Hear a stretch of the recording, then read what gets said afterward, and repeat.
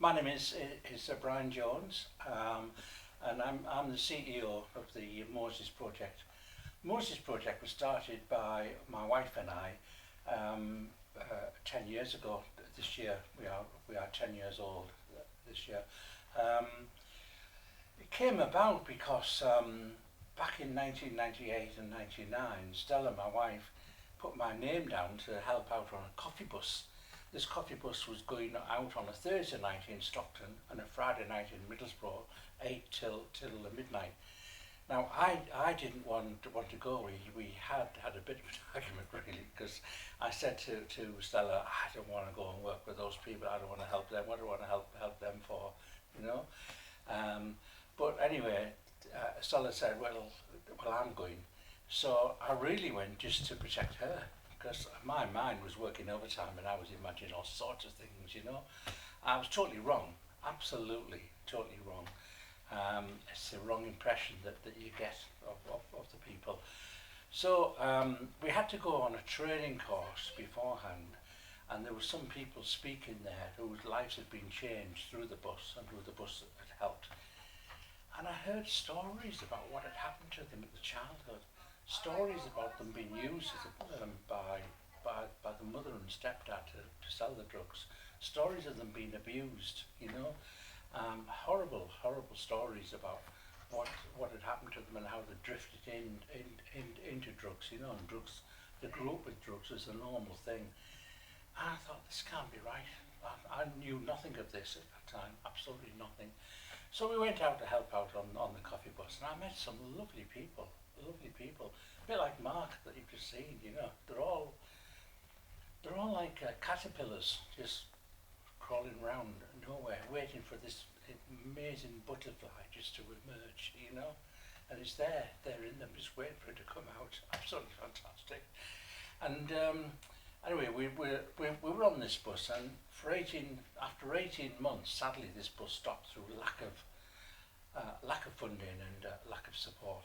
So we just carried on the streets of Stockton, just helping people, walking up back alleys late on a night, which is not the best thing to do. I wouldn't advise anyone to do it, but anyway, we were. We came across a lot of men without help. We came across men who were sleeping in skips, sleeping in the doorways, and we heard the same tale from the men time and time again, that they got on with the woman.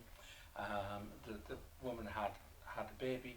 Social services got involved, and social services said to the man, said to the woman, you've got to choose. It's either the baby or him. And 9 times out of 10, they would choose the baby, of course.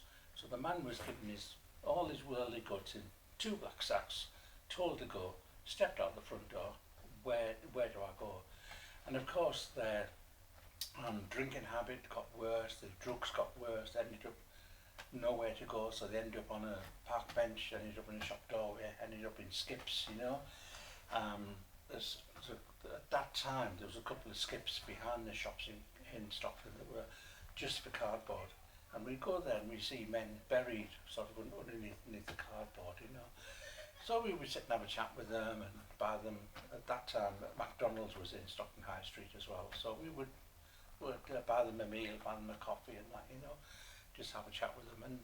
And that's how really we started to help with men and started working with men.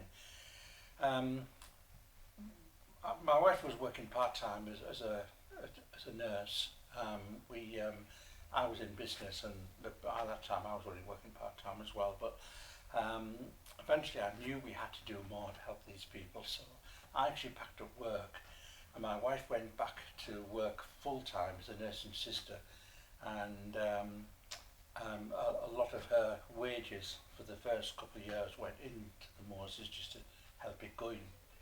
So every month when my wife got paid, I was there at the cash machine drawing money out to help not only pay the bills but help to buy food and help things like that for the lads, you know. Then after a couple of years, we started to get some money in and some funding in, and it started to make things a bit easier.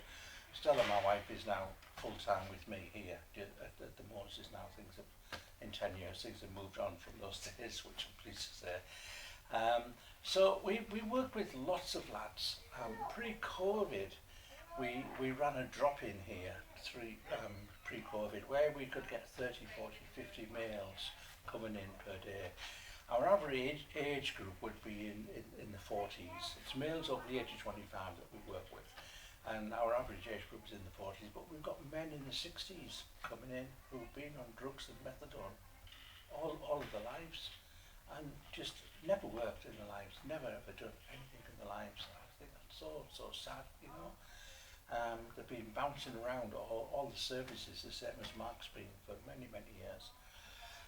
So we put on lots of events here, as well as a drop-in where they can come and play pool, table tennis, or have a hot meal. But it's all about changing lives. It's not about food. It's all about changing lives. That's our focus here, is changing someone's life.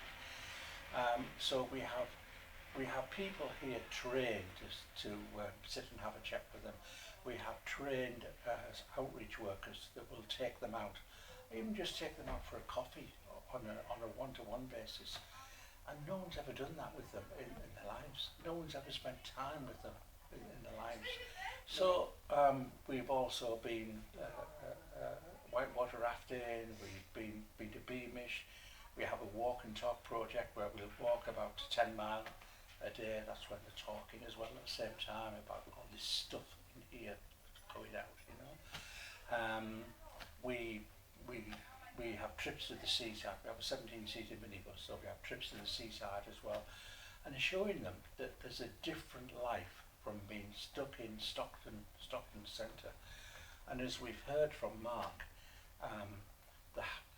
it's just all about drugs. The total focus is about drugs, and we tried to break in with that because it's a habit that you've got to feed, an addiction you've got to feed, and that's why they commit so much crime, because some people have a habit of £100, £200 per day, and they've got to feed that. So the only way they can feed that is by shoplifting or some other crime worse, you know. It's got to be done, and they dare not owe money to the drug dealer, because that's when heavy violence is involved. They owe money to a drug dealer. So they'll do anything, absolutely anything, to get money to feed the drug habit. And it's so sad, because the real actual person doesn't want to do that. But it's this monster inside of them that makes them do it. And if they don't get the drugs, they're in that much pain and agony, and around other people who are talking them into going and get drugs, and to buying the drugs as well. Come on, you need money. You got to get out there and get money, and around drug dealers who are telling them to go out and get money, you know.